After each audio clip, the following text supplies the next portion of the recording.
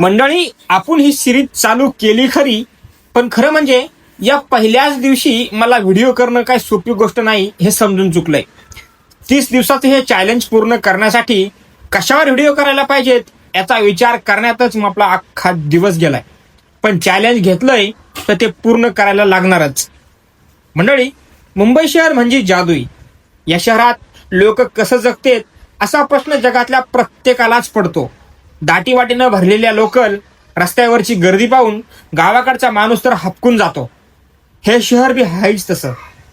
एका छोट्या खेड्यातून आलेला मी या मुंबईचा भाग कधी झालो ते मला बी समजलंच नाही. त्यामुळे या 30 दिवसाच्या प्रवासामध्ये मी नेमका मुंबईमध्ये कसा आलो तेच तुम्हाला सांगतो की.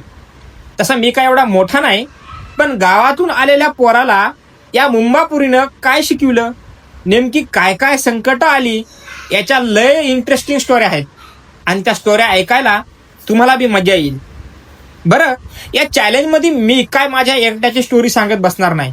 मुंबईतलं जगणं, इथली लाईफ, लोकांचे स्वभाव असं बरंच काही समजून घेऊ. गावातला आणि मुंबईतला फरक काय आहे, मुंबईत असं काय आहे जे गावात नाही, आणि गावात असं काय आहे जे मुंबईत नाही, याची बी चर्चा करूच की.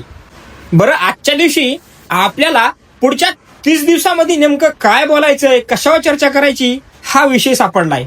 आता उद्यापासून राडा सुरू करू.